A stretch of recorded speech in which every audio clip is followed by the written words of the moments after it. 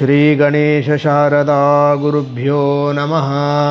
ಶ್ರೀ ಗಣೇಶ ಶಾರದಾ ಗುರುಭ್ಯೋ ನಮಃ. ಹರಃ ಓಂ. ಹರಃ ಓಂ. ನಿನ್ನೆ ರವಿಗ್ರಹ ಸೂರ್ಯಗ್ರಹದ ಬಗ್ಗೆ ಆಗೈತಲ್ಲ, ಈಗ ಚಂದ್ರಗ್ರಹದ ಬಗ್ಗೆ ಕಲಿಬೇಕು ಪಾಠ. ಮೊದಲಿಗೆ ಚಂದ್ರಗ್ರಹದ ಆವಾಹನೆ ಮತ್ತು ಮಂತ್ರ ಕಲಿಯೋದಕ್ಕಿಂತ ಮುಂಚೆ ಆ ಚಂದ್ರಗ್ರಹದ ಪೂಜೆ ಮಾಡಿದರೆ ಏನು ಫಲ, ಆ ಚಂದ್ರಗ್ರಹಣನ ಯಾವಾಗ ನಾವು ಆರಾಧನೆ ಮಾಡಬೇಕು ಅನ್ನೋದನ್ನು ಒಂದಿಷ್ಟು ನೀವು ತಲೆಗಿಟ್ಕೋಬೇಕು. ಚಂದ್ರಗ್ರಹ ಅಂದ್ರೆ ಅವನ ಕಾರಕತ್ವ ಏನು ಅಂದ್ರೆ ಮನಃಕಾರಕ. ಅವನು ಚಂದ್ರಗ್ರಹ ಯಾವತ್ತೂ ಮನಸ್ಸಿಗೆ ಕಾರಕನಾಗಿರ್ತಾನೆ. ಒಬ್ಬ ವ್ಯಕ್ತಿಯ ಮನಸ್ಸು ಚಂಚಲ ಆಕೈತಂದ್ರೆ, ಒಬ್ಬ ವ್ಯಕ್ತಿಯ ಮನಸ್ಸು ಸ್ಥಿರವಾಗಿರ್ತೈತಂದ್ರೆ, ಒಬ್ಬ ವ್ಯಕ್ತಿಯ ಮನಸ್ಸಿನಲ್ಲಿ ಯಾವಾದರೂ ವಿಚಾರಗಳು ಬರ್ತಾವಂದ್ರೆ ಅದೆಲ್ಲದಕ್ಕೂ ಕಾರಣ ಯಾರಿರ್ತಾರೋ ಚಂದ್ರ.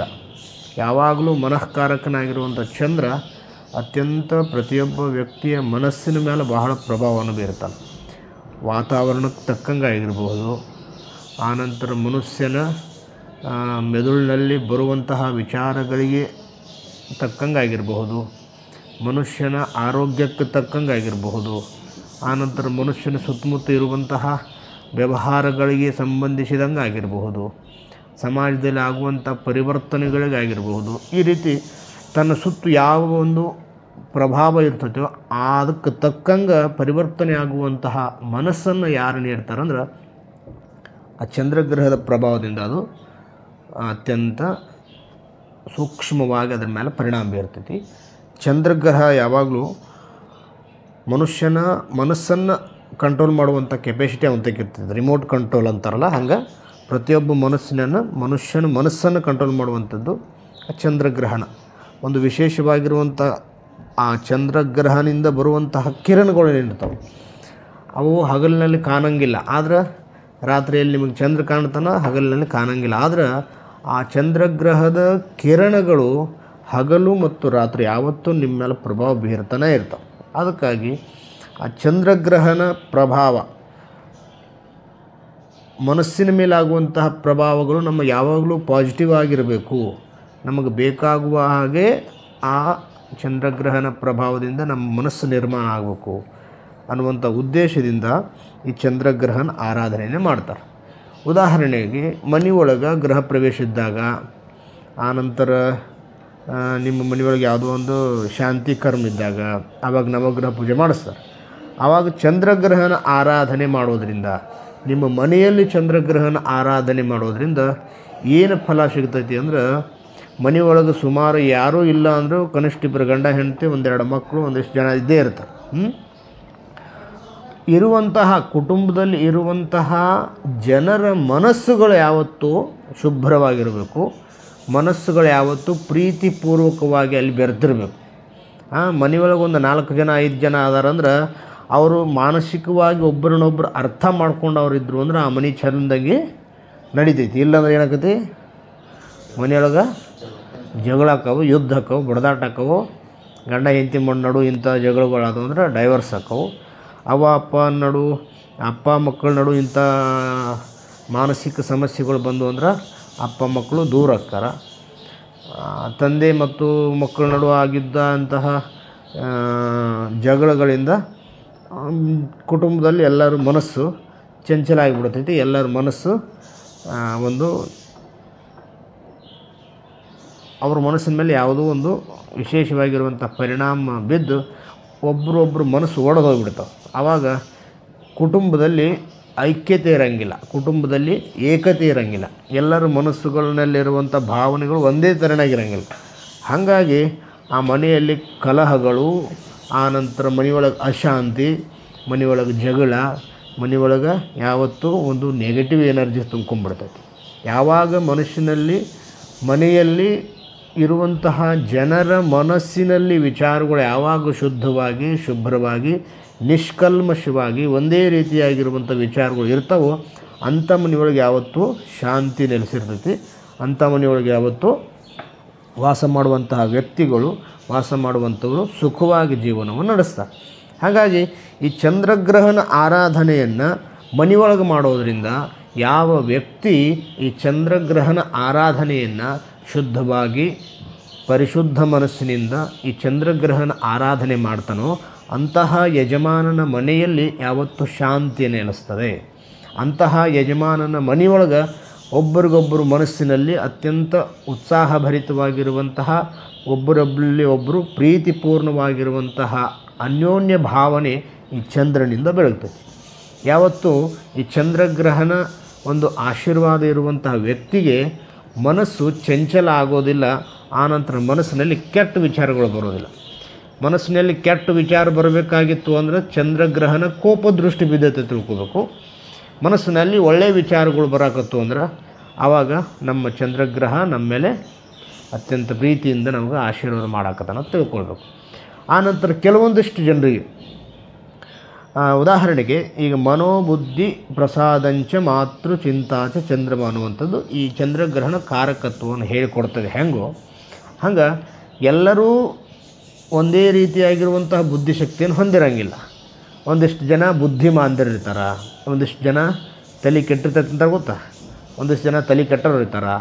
ಆನಂತರ ಕೆಲವೊಂದಿಷ್ಟು ಜನ ಹುಚ್ಚರು ಅಂಥೇಳಿ ನಾವು ಪರಿಗಣನೆಗೆ ಮಾಡ್ತೀವಿ. ಯಾಕಂದರೆ ಅವರು ಬುದ್ಧಿಶಕ್ತಿ ಸ್ಥಿರವಾಗಿಲ್ಲದಿರುವಂತಹ ವ್ಯಕ್ತಿಗಳನ್ನ ನಾವು ಈ ರೀತಿಯಾಗಿ ಬುದ್ಧಿಮಾಂದ್ಯರು ಅಂಥೇಳಿ ಅವರನ್ನು ಕರೆಸ್ತಾರೆ. ಹಾಗಾಗಿ ಅಂತಹ ವ್ಯಕ್ತಿಗಳಿಗೆ ಈ ಚಂದ್ರಗ್ರಹಣ ಪ್ರಭಾವದಿಂದನೇ ಅಂತಹ ಒಂದು ವಿಶೇಷವಾಗಿರುವಂತಹ ಅವರ ಕರ್ಮವನ್ನು ಅನುಭವಿಸ್ತಿರ್ತಾರೆ.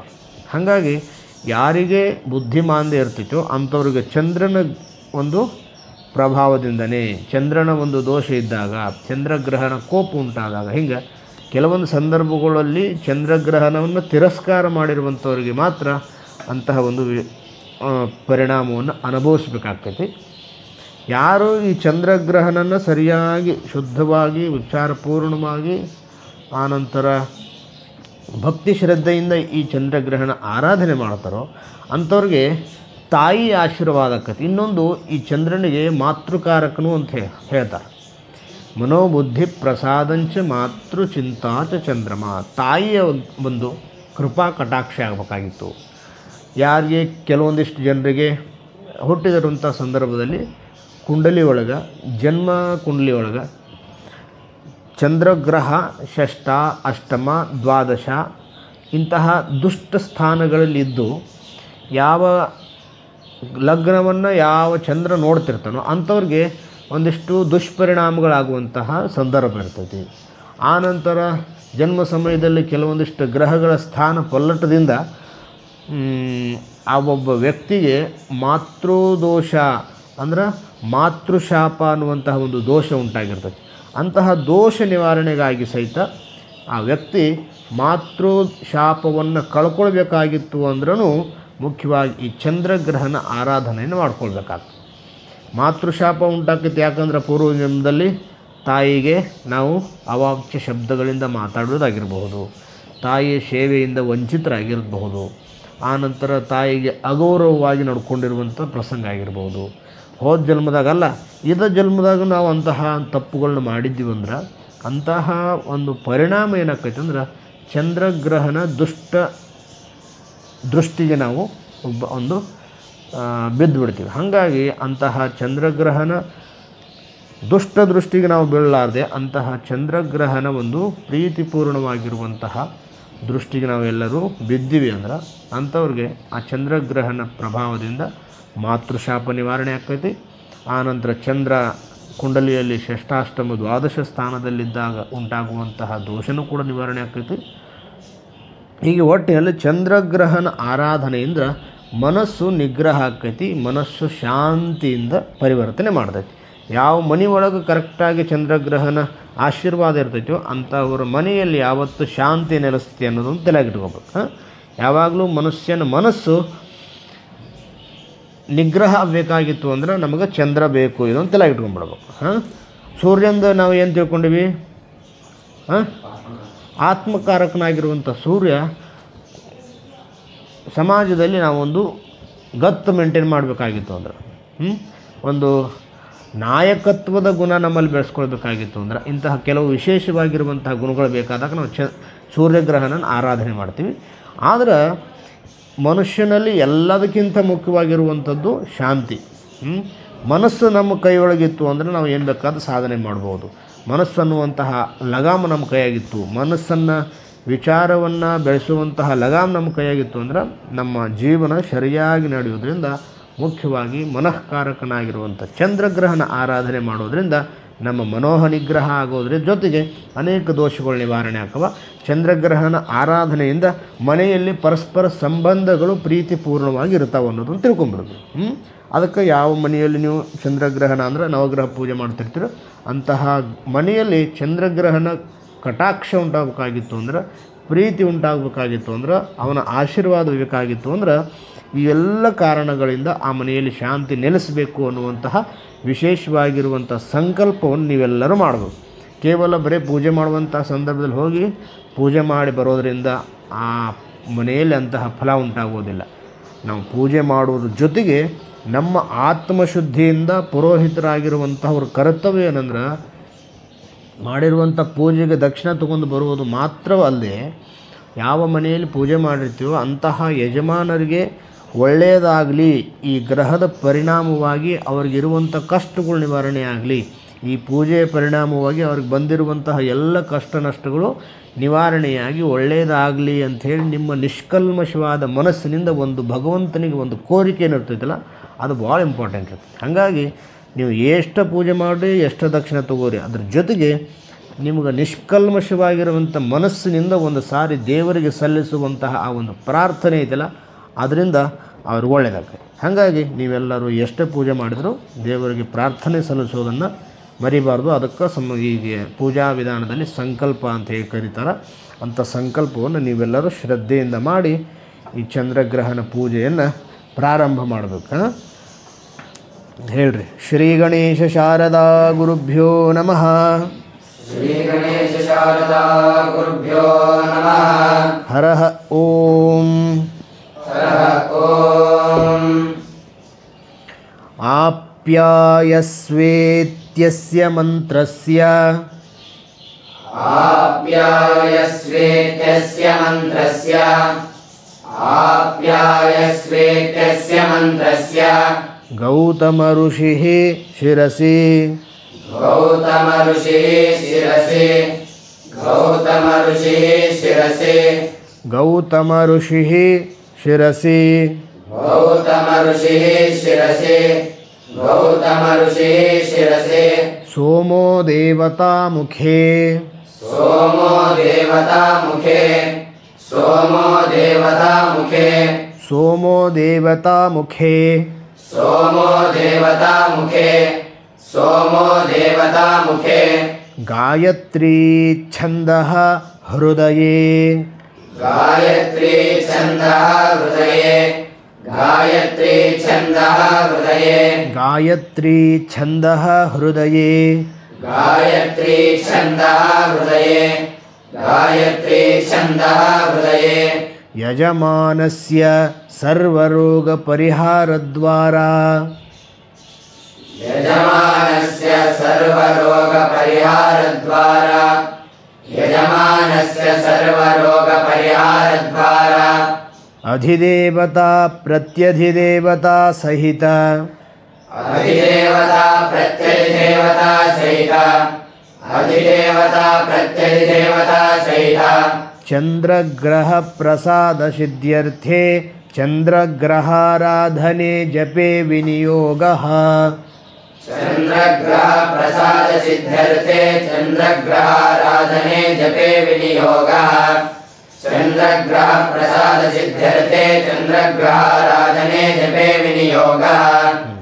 ಇದು ಪ್ರತಿಯೊಂದು ಮಂತ್ರಕ್ಕೂ ಈ ಒಂದು ವಾಕ್ಯ ಇದೇ ಇರ್ತದೆ. ಒಂದಿಷ್ಟು ಜನರಿಗೆ ಇದ್ರ ಬಗ್ಗೆ ಗೊತ್ತಿಲ್ಲ. ಹಾಗಾಗಿ ನೋಡ್ರಿ, ಯಾವುದು ಒಂದು ಮಂತ್ರ ಇರ್ತೈತೋ ಆ ಮಂತ್ರವನ್ನು ಸಾಕ್ಷಾತ್ಕಾರ ಮಾಡಿಕೊಂಡಿರುವಂಥವ್ರೊಬ್ಬರು ಋಷಿ ಇರ್ತಾರೆ. ಆನಂತರ ಆ ಮಂತ್ರಕ್ಕೆ ಒಂದು ಮೂಲವಾಗಿರುವಂತಹ ಒಂದು ದೇವತೆ ಇರ್ತೈತಿ. ಆನಂತರ ಆ ಮಂತ್ರ ಈ ಸಂಸ್ಕೃತದಲ್ಲಿ ಬರುವಂಥ ಕೆಲವು ಛಂದಸ್ಸುಗಳಲ್ಲಿ ಆ ಒಂದು ಮಂತ್ರ ಆ ಛಂದಸ್ಸಿನಲ್ಲಿ ಇರ್ತೈತಿ. ಹಾಗಾಗಿ ಈ ಮುಖ್ಯವಾಗಿ ನೀವು ಈಗ ಪಠನೆ ಮಾಡಿರುವಂಥ ಲೈನು ಏನು ಸೂಚನೆ ಕೊಡ್ತೈತಿ ಅಂದ್ರೆ ಆ ಮಂತ್ರ ಯಾರು ಆ ಮಂತ್ರದ ದ್ರಷ್ಟಾರ ಯಾರು ಅಂದರೆ ಋಷಿ ಯಾರು, ಆ ಮಂತ್ರ ಯಾವ ದೇವತೆಯ ಮೇಲೆ ಇರ್ತೈತಿ, ಆ ನಂತರ ಆ ಮಂತ್ರ ಯಾವ ಛಂದಸ್ಸಿನಲ್ಲಿ ಇರ್ತೈತಿ ಅನ್ನೋದನ್ನು ನೀವು ಅಲ್ಲಿ ಒಂದು ಸಾರಿ ಜಪ ಮಾಡಬೇಕಾಗ್ತೈತಿ. ಅದಕ್ಕೆ ಇದು ಉದಾಹರಣೆ ಆಪ್ಯಾಯಸ್ವ ಸಮೇತುತೆ ಅನ್ನುವಂಥ ಮಂತ್ರ. ಇದು ಗೌತಮ ಋಷಿಗೆ ಈ ಒಂದು ಮಂತ್ರ ದ್ರಷ್ಟಾರ ಅಂತಾರಲ್ಲ, ಈ ಗೌತಮ ಋಷಿಗೆ ಸಾಕ್ಷಾತ್ಕಾರ ಮಾಡಿಕೊಂಡಿರುವಂತಹ ಮಂತ್ರ ಇದು. ಆನಂತರ ಇದಕ್ಕೆ ಮುಖ್ಯವಾಗಿ ದೇವತೆ ಯಾರು ಅಂದ್ರೆ ಸೋಮೋ ದೇವತಾ ಅಂತಾರೆ. ಸೋಮ ಅಂದ್ರೆ ಚಂದ್ರ, ಚಂದ್ರನೇ ಇದಕ್ಕೆ ಮುಖ್ಯವಾಗಿರುವಂಥ ದೇವತೆ. ಈ ಮಂತ್ರ ಯಾವ ಛಂದಸ್ಸಿನಲ್ಲಿ ಐತೆ ಅಂದರೆ ಗಾಯತ್ರಿ ಛಂದಸ್ಸಿನಲ್ಲಿ ಈ ಮಂತ್ರ ನಿರ್ಮಾಣ ಆಗಿರೋದ್ರಿಂದ ಇಂತಹ ಮಂತ್ರವನ್ನು ಪಠನೆ ಮಾಡೋದನ್ನದ ಯಜಮಾನಸ್ಯ ಸರ್ವರೋಗ ಪರಿಹಾರದ್ವಾರ. ಇಂತಹ ವಿಶೇಷವಾಗಿರುವಂಥ ಮಂತ್ರ ಅಂದರೆ ಗೌತಮ ಋಷಿಯಿಂದ ರಚಿಸಲ್ಪಟ್ಟಂಥ ಚಂದ್ರಗ್ರಹದ ಅತ್ಯಂತ ದೇವತ್ವವನ್ನು ಪಡೆದಿರುವಂತಹ ಗಾಯತ್ರಿ ಛಂದಸ್ಸಿನಲ್ಲಿ ಈ ಒಂದು ಮಂತ್ರ ನಿರ್ಮಾಣವಾಗಿರುವಂಥ ಮಂತ್ರದಿಂದ ಇದನ್ನು ಯಾರು ಪರಿಹಾರ ಮಾಡ್ತಾರೋ ಅಂಥವರಿಗೆ, ಇದನ್ನು ಪಠಿಸುವಂಥವರಿಗೆ, ಇದರಿಂದ ಪೂಜೆ ಮಾಡುವಂತಹ ಯಜಮಾನರಿಗೆ ಸರ್ವ ರೋಗಗಳು ಪರಿಹಾರವಾಗಲಿ. ಆನಂತರ ಅಧಿದೇವತೆ ಮತ್ತು ಪ್ರತ್ಯಧಿದೇವತೆಯ ಸಹಿತ ಚಂದ್ರಗ್ರಹನ ಅನುಗ್ರಹ ಈ ಯಜಮಾನರಿಗೆ ಆಗಲಿ ಅಂತಹ ಒಂದು ವಿಶೇಷವಾಗಿರುವಂಥ ಸಂಕಲ್ಪದೊಂದಿಗೆ ನಾವು ಚಂದ್ರಗ್ರಹನನ್ನು ಇಲ್ಲಿ ಪೂಜೆ ಮಾಡ್ತೀವಿ, ಚಂದ್ರಗ್ರಹನ ಮಂತ್ರವನ್ನು ನಾವು ಇಲ್ಲಿ ಜಪ ಮಾಡ್ತೀವಿ ಅಂಥೇಳಿ ಇದು ಒಂದು ವಿನಿಯೋಗ. ಇಲ್ಲಿ 4 ಲೈನ್ ಹೇಳಬೇಕು. ಇದಾದ ನಂತರ ನೀವು ಅಂಗನ್ಯಾಸ ಮತ್ತು ಕರನ್ಯಾಸ. ಮೊದಲಿಗೆ ಕರನ್ಯಾಸ ಮಾಡಬೇಕು. ಆಪ್ಯಾಯಸ್ವ ಅಂಗುಷ್ಟಾಭ್ಯಾಂ ನಮಃ. ಆಪ್ಯಾಯಸ್ವ ಅಂಗುಷ್ಟಾಭ್ಯಾಂ ನಮಃ. ಆಪ್ಯಾಯಸ್ವ ಅಂಗುಷ್ಟಾಭ್ಯಾಂ ನಮಃ. ಸಮೇತುತೆ ತರ್ಜನೀಭ್ಯಾಂ ನಮಃ. ಸಮೇತುತೆ ತರ್ಜನೀಭ್ಯಾಂ ನಮಃ. ಸಮೇತುತೆ ತರ್ಜನೀಭ್ಯಾಂ ನಮಃ. ವಿಶ್ವತಃ ಮಧ್ಯಮಾಭ್ಯಾಂ ನಮಃ. ವಿಶ್ವತಃ ಮಧ್ಯಮಾಭ್ಯಾಂ ನಮಃ. ವಿಶ್ವತಃ ಮಧ್ಯಮಾಭ್ಯಾಂ ನಮಃ. ಸೋಮವೃಷ್ಣಿಯಂ ಅನಾಮಿಕಾಭ್ಯಾಂ ನಮಃ. ಸೋಮವೃಷ್ಣಿಯಂ ಅನಾಮಿಕಾಭ್ಯಾಂ ನಮಃ. ಸೋಮವೃಷ್ಣಿಯಂ ಅನಾಮಿಕಾಭ್ಯಾಂ ನಮಃ. ಭವಾವಾಜಸ್ಯ ಕನಿಷ್ಠಿಕಾಭ್ಯಾಂ ನಮಃ. ಭವಾವಾಜಸ್ಯ ಕನಿಷ್ಠಿಕಾಭ್ಯಾಂ ನಮಃ. ಭವಾವಾಜಸ್ಯ ಕನಿಷ್ಠಿಕಾಭ್ಯಾಂ ನಮಃ. ಸಂಗಥೇ ಕರತಲಕರಪೃಷ್ಠಾಭ್ಯಾಂ ನಮಃ. ಸಂಗತೆ ಕರತಲಕರಪೃಷ್ಠಾಭ್ಯಾಂ ನಮಃ. ಸಂಗತೆ ಕರತಲಕರಪೃಷ್ಠಾಭ್ಯಾಂ ನಮಃ. ಈಗ ಅಂಗನ್ಯಾಸ. ಇಲ್ಲಿ ಏವಂ ಹೃದಯಾದಿನ್ಯಾಸ ಅಂತ ಹೇಳಿ ಕೊಟ್ಟಿರ್ತಾರಲ್ಲ, ಅದನ್ನೇನಂದ್ರೆ ಅಲ್ಲಿ ಸಂಕ್ಷಿಪ್ತವಾಗಿ ಕೊಟ್ಬಿಟ್ಟಾನೆ, ಅದನ್ನು ನಾವೇ ಮಾಡ್ಕೊಳ್ಬೇಕು. ಸೇಮಿ ಆಪ್ಯಾಯಸ್ವ ಅನ್ನುವಂಥ ಈ ಲೈನಲ್ಲಿರುವಂಥ ಎಲ್ಲ ಹೇಳ್ಕೊಂತ ಮುಂದೆ ಅಂಗುಷ್ಟ ತರ್ಜನೆ ಏನಿದೆ ಈ ಸ್ಥಳದಲ್ಲಿ ಹೃದಯ ಶಿರಸ್ಸನ್ನು ನಾವು ಸೇರಿಸ್ಕೊಳ್ಬೇಕು. ಆಪ್ಯಾಯಸ್ವ ಹೃದಯಾಯ ನಮಃ. ಆಪ್ಯಾಯಸ್ವ ಹೃದಯಾಯ ನಮಃ. ಆಪ್ಯಾಯಸ್ವ ಹೃದಯಾಯ ನಮಃ. ಸಮೇತುತೆ ಶಿರಸೆ ಸ್ವಾಹ. ಸಮೇತುತೆ ಶಿರಸೆ ಸ್ವಾಹ. ಸಮೇತುತೆ ಶಿರಸೆ ಸ್ವಾಹ. ವಿಶ್ವತಃ ಶಿಖಾಯೈವ ಷಟ್. ವಿಶ್ವತಃ ಶಿಖಾಯೈವ ಷಟ್. ವಿಶ್ವತಃ ಶಿಖಾಯೈವ ಷಟ್. ಸೋಮವೃಷ್ಣಿಯಂ ಕವಚಾಯಹುಂ. ಸೋಮವೃಷ್ಣಿಯಂ ಕವಚಾಯಹುಂ. ಸೋಮವೃಷ್ಣಿಯಂ ಕವಚಾಯಹುಂ. ಭವಾವಾಜಸ್ಯ ನೇತ್ರತ್ರಯಾಯ ವೌಷಟ್. ಭವಾವಾಜಸ್ಯ ನೇತ್ರತ್ರಯಾಯ ಔಷಧ. ಭವಾವಾಜಸ್ಯ ನೇತ್ರತ್ರಯಾಯ ಔಷಧ. ಸಂಗಥೇ ಅಸ್ತ್ರಾಯ ಫಟ್. ಸಂಗತೆ ಅಸ್ತ್ರಾಯ ಫಟ. ಸಂಗತೆ ಅಸ್ತ್ರಾಯ ಫಟ. ಓಂ ಭೂರ್ಭುವಸ್ಸುವರೋಮಿತಿ ದಿಗ್ಬಂಧಃ. ಓಂ ಭೂರ್ಭುವಸ್ಸುವರೋಮಿತಿ ದಿಗ್ಬಂಧಃ. ಓಂ ಭೂರ್ಭುವಸ್ಸುವರೋಮಿತಿ ದಿಗ್ಬಂಧಃ. ದಿಗ್ಬಂಧ ಮಹಾಪ್ರಾಣ. ದಿಗ್ಬಂಧಃ. ದಿಗ್ಬಂಧಃ. ದಿಗ್ಬಂಧಃ. ಫಲ ದಿಗ್ಬಂಧ ಮಹಾಪ್ರಾಣ. ಇತಿ ದಿಗ್ಬಂಧಃ. ಇತಿ ದಿಗ್ಬಂಧಃ. ಇತಿ ದಿಗ್ಬಂಧಃ. ಓಂ ಭೂರ್ಭುವಸ್ಸುವರೋಮಿತಿ ದಿಗ್ಬಂಧಃ. ಓಂ ಭೂರ್ಭುವಸ್ಸುವರೋಮಿತಿ ದಿಗ್ಬಂಧಃ. ಓಂ ಭೂರ್ಭುವಸ್ಸುವರೋಮಿತಿ ದಿಗ್ಬಂಧಃ. ಧ್ಯಾನಂ. ಧ್ಯಾನಂ. ಧ್ಯಾನಂ. ಆಗ್ನೇಯ ಭಾಗೇ ಸರತೋ ದಶಾಶ್ವ. आग्नेयभागे सरतो दशाश्व आग्नेयभागे सरतो दशाश्व श्चात्रेय गोत्रो यमुनाख्यदेशः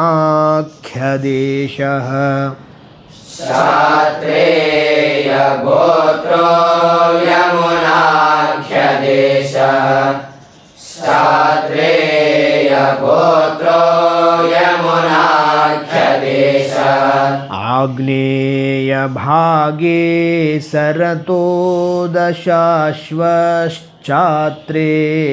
गोत्रो यमुनाख्यदेशः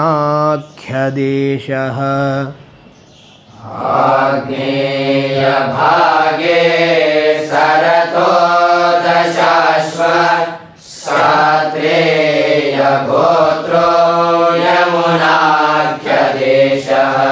प्रत्यन्मुखस्तश्चतुरश्रपीठे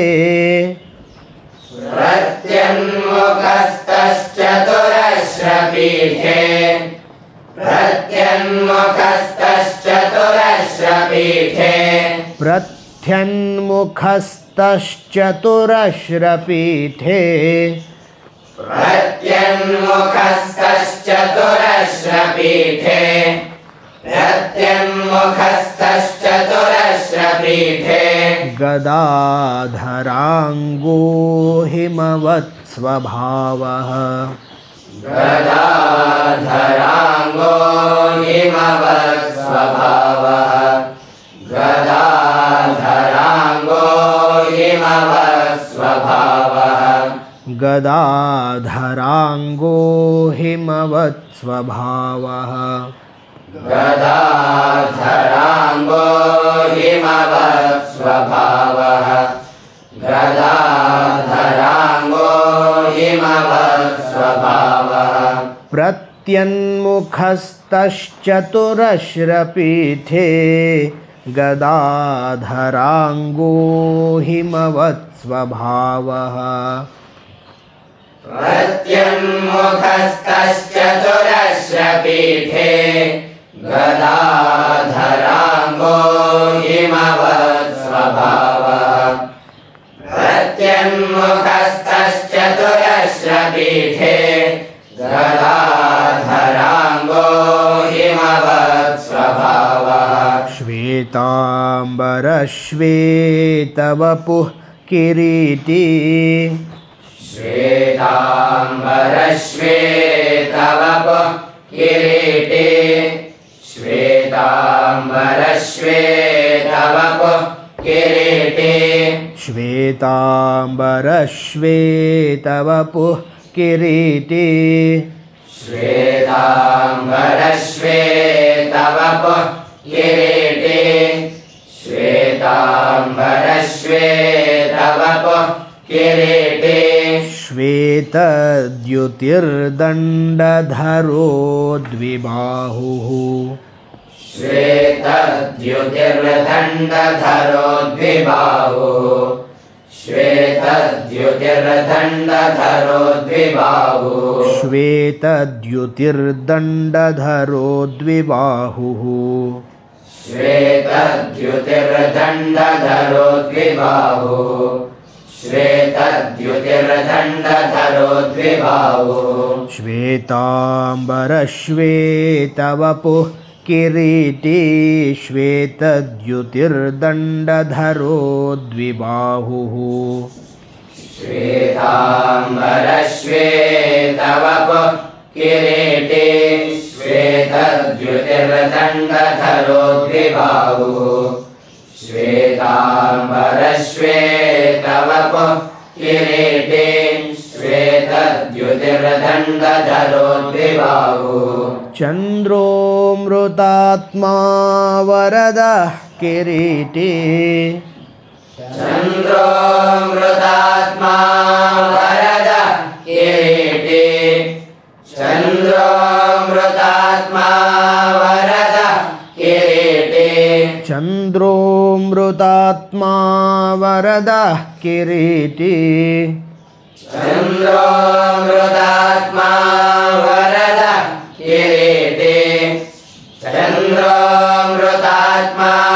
वरद किरीटी श्रेयांसि मह्यं विदधातु देवः श्रेयांसि मह्यं विदधातु देवः श्रेयांसि मह्यं विदधातु देवः श्रेयांसि मह्यं विदधातु देवः श्रेयांसि मह्यं विदधातु देवः श्रेयांसि मह्यं विदधातु देवः चन्द्रोऽमृतात्मा वरदः किरीटी श्रेयांसि मह्यं विदधातु देवः चन्द्रोऽमृतात्मा वरद किरीटी श्रेयांसि मह्यं विदधातु देवः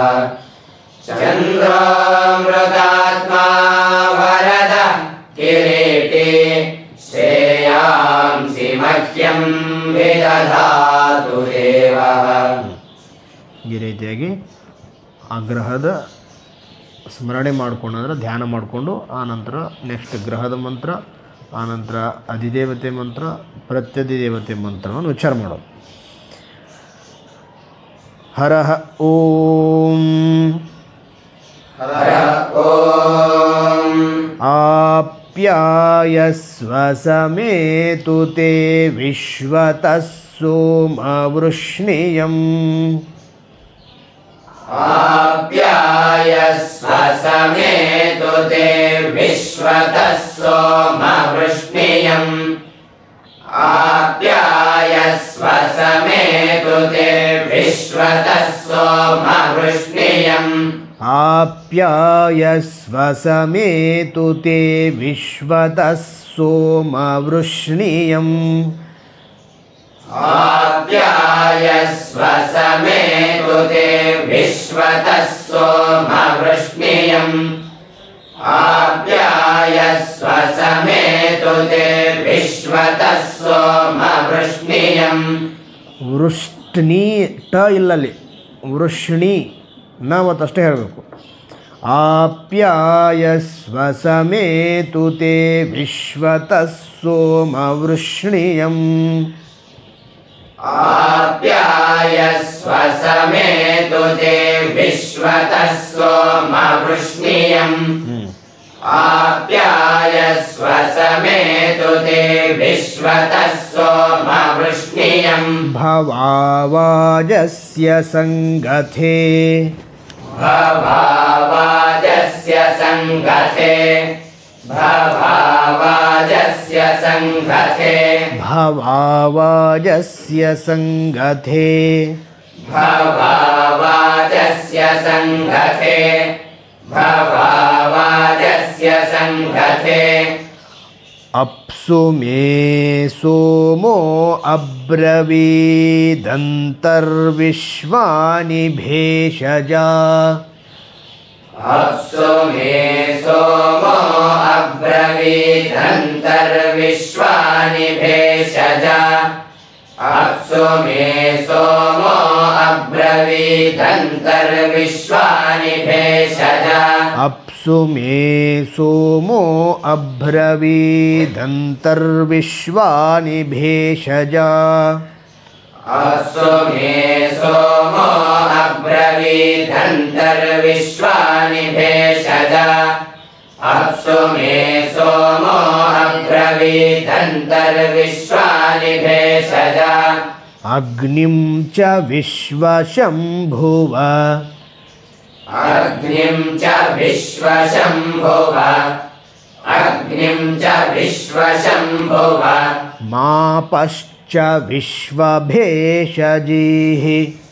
मापश्च विश्वभेषजीः मापश्च विश्वभेषजीः अग्निं च विश्वशम्भुव मापश्च विश्वभेषजीः अग्निं च विश्वशम्भुवमापश्च विश्वभेषजीः अग्निं च विश्वशम्भुवमापश्च विश्वभेषजीः गौरीर्मिमाय सलिलानि तक्षत्येकपदी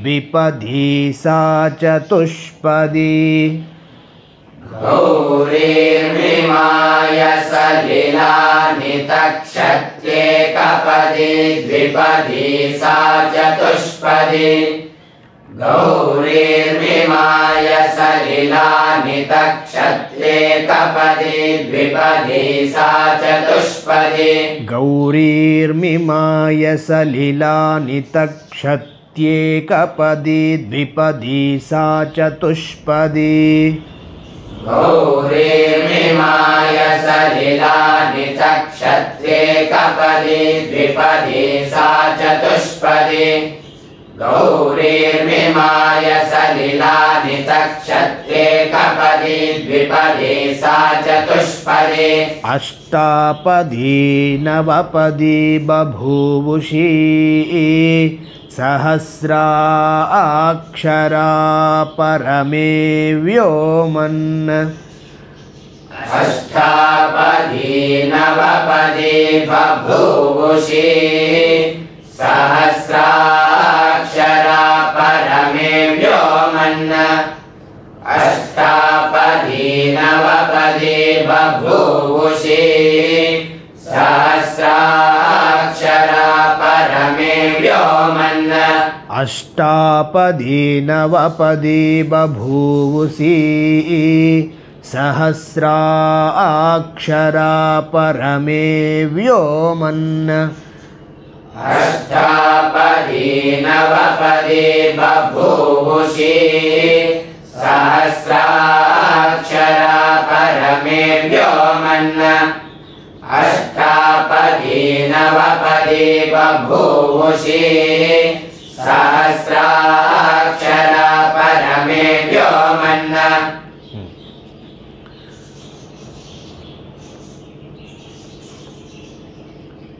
ಚಂದ್ರಂ ಸಾಂಗಂ ಸಾಯುಧಂ ಈ ರೀತಿಯಾಗಿ ಮಂತ್ರ ಹೇಳಿ ಮುಂದಿಂದ ಅವನಿಗೆ ಆಹ್ವಾನ ಕೊಡಬೇಕು. ಈಗೇನು ಮಾಡಬೇಕು? ಚಂದ್ರಗ್ರಹಣ ಕರಿಬೇಕು. ನಾವು ಹೆಂಗೆ ಕರಿಬೇಕು? ಎಲ್ಲ ಕುಟುಂಬ ಸಮೇತರಾಗಿ ಬರ್ರಿ ಅಂಥೇಳಿ ಇಲ್ಲಿರುವಂಥ ವಾಕ್ಯವನ್ನು ಹೇಳಿ ಅವನ್ನ ಆವಾಹನೆ ಮಾಡಬೇಕು.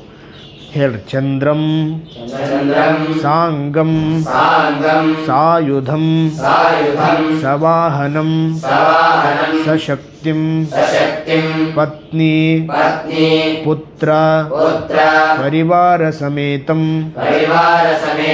ಸರ್ವ ಅಲಂಕಾರ ವಿಭೂಷಿತಂ ಅಧಿದೇವತಾ ಪ್ರತ್ಯಧಿದೇವತಾ ಸಹಿತ अधिदेवता प्रत्यधिदेवता सहित सूर्यग्रहस्य ನೀವು ರಚಿಸಿರುವಂಥ ಮಂಡಲದಲ್ಲಿ ಚಂದ್ರನ ಜಾಗ ಯಾವುದು? ಯಾವುದಕ್ಕೂ? ಆಗ್ನೇಯ. ಹಾಗಾಗಿ ಸೂರ್ಯಗ್ರಹಸ್ಯ ಆಗ್ನೇಯ ದಿಗ್ಭಾಗೆ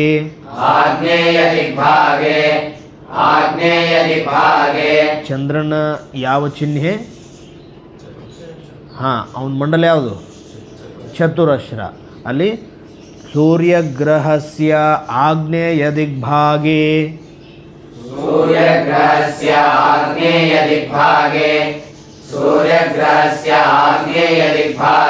ಚತುರಶ್ರ ಮಂಡಲೆ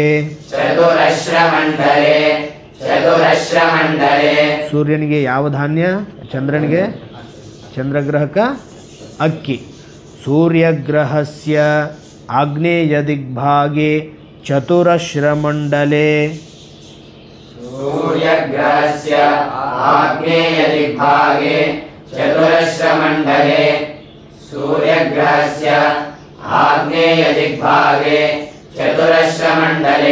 ಚಂದ್ರಗ್ರಹಣ ಧಾನ್ಯ ಅಕ್ಕಿ. ಅದಕ್ಕೆ ಸಂಸ್ಕೃತನಾಗ ಏನಂತಾರ?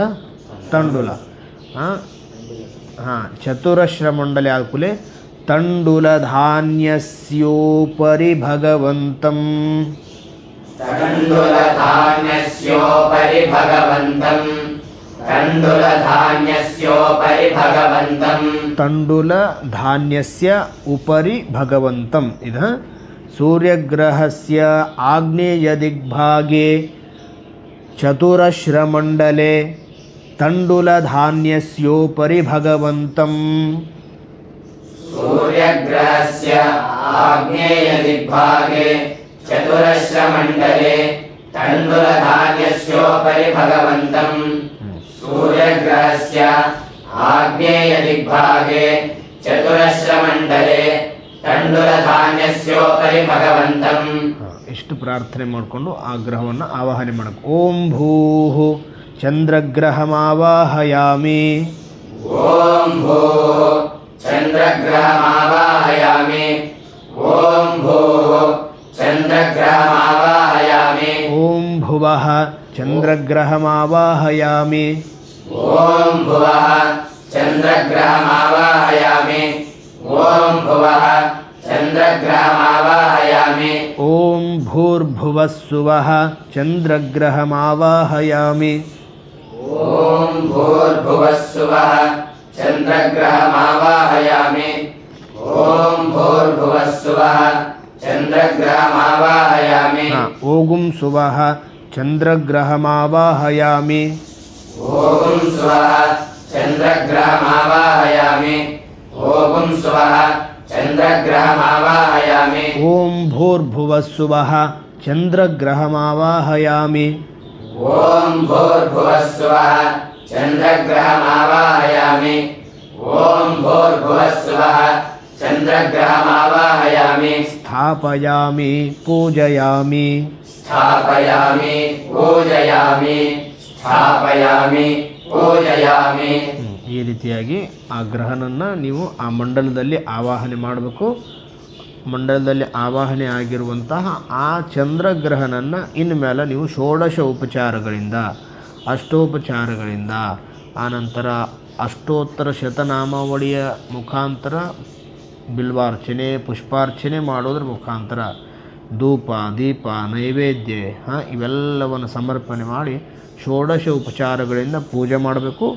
ಪೂಜೆ ಆದ ನಂತರ ಆ ಗ್ರಹಕ್ಕೆ ಮಂಗಳಾರತಿಯನ್ನು ಮಾಡಿ ಆ ಗ್ರಹನ ಆಶೀರ್ವಾದವನ್ನು ಪಡ್ಕೊಂಡು ನಮಸ್ಕರಿಸಿ ಆ ಗ್ರಹಕ್ಕೆ ಸಾಕ್ಷಾತ್ ಹಿರಣ್ಯೋದಕವನ್ನು ಸಲ್ಲಿಸಿ ಆ ಗ್ರಹದ ಪೂಜೆಯನ್ನು ಪೂರ್ಣ ಮಾಡಬೇಕು. ಈ ರೀತಿಯಾಗಿ ಇವತ್ತು ಚಂದ್ರಗ್ರಹಣ ಆವಾಹನೆ ಮತ್ತು ನೀವು ಷೋಡಶೋಪಚಾರ ಪೂಜೆ ಮಾಡುವುದನ್ನು ಸರಿಯಾಗಿ ಪ್ರಾಕ್ಟೀಸ್ ಮಾಡಿರಿ. ಮುಂದೆ ನಾಳೆ ಅಂಗಾರಕ ಗ್ರಹ ನೋಡೋಣ. ಓಂ ಶಾಂತಿ ಶಾಂತಿ ಶಾಂತಿ. ಓಂ ಶಾಂತಿ ಶಾಂತಿ ಶಾಂತಿ.